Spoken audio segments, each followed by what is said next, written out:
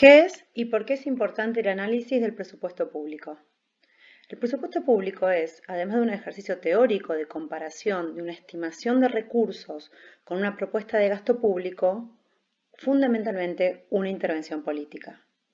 El proyecto de presupuesto es la expresión en términos financieros de los planes de un gobierno para el año y es reflejo de sus prioridades económicas y sociales. La propuesta presupuestaria materializa decisiones de política, por tanto permite evaluar en dónde se invierten los recursos y quiénes soportan la carga de aportarlos para financiar el gasto. Esas definiciones son decisiones con concretos efectos distributivos, de género, entre otros. Por tal, el presupuesto es fundamentalmente una intervención política, reflejo de un proyecto político concreto. El proyecto de presupuesto, como acto legislativo, se inicia cada 15 de septiembre con la presentación por parte del Poder Ejecutivo al Poder Legislativo para su análisis y tratamiento. El Ejecutivo elabora y eleva al Legislativo el esquema presupuestario que parte de una estimación de recursos y una definición de gasto máximo en función de ciertos objetivos de política pública. Estas estimaciones se basan en proyecciones que realiza de las principales variables macroeconómicas, como la inflación, el crecimiento económico, el tipo de cambio para el año, etc.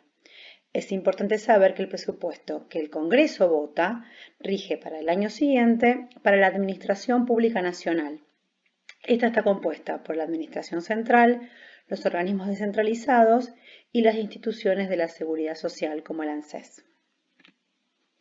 El proyecto se compone básicamente de un articulado que se convertirá oportunamente en la ley de presupuesto.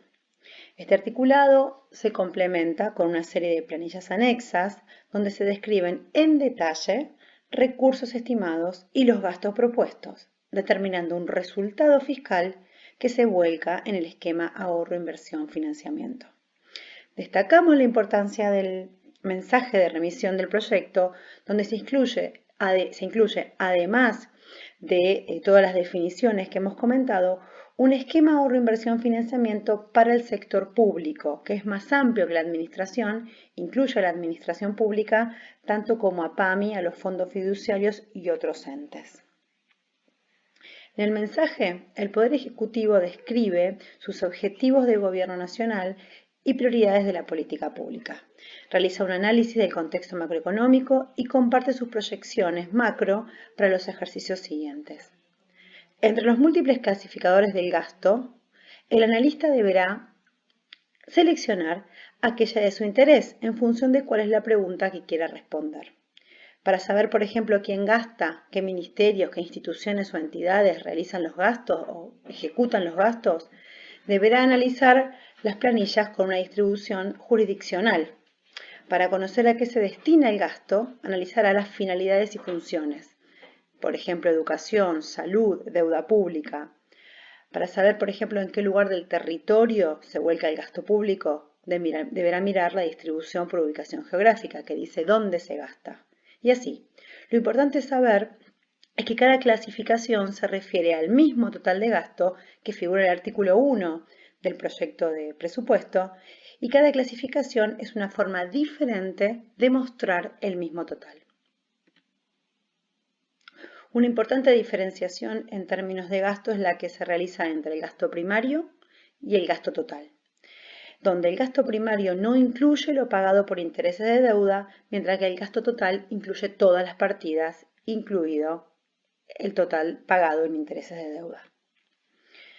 En cuanto a los recursos, los principales clasificadores dan cuenta de quién y con qué instrumentos el gobierno recauda los recursos públicos.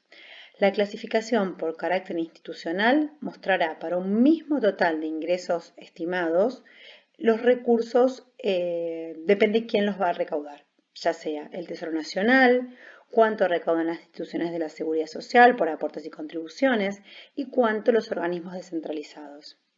El cálculo de recursos por carácter económico diferenciará los recursos entre tributarios, transferencias que el gobierno pueda recibir, rentas de la propiedad que cobra, ingresos no tributarios e ingresos de capital.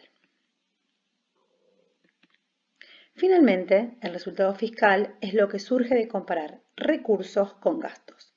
La cuenta ahorro inversión financiamiento, que en el proyecto de ley estaba anexa a la planilla, en la planilla 11, anexa al artículo 4, permite visualizar esta comparación entre recursos y gastos y determinar por diferencia un superávit o déficit del ejercicio. Aquí nuevamente aparece la diferencia entre primario y financiero. El resultado primario se determina cuando se comparan los recursos totales con el gasto primario.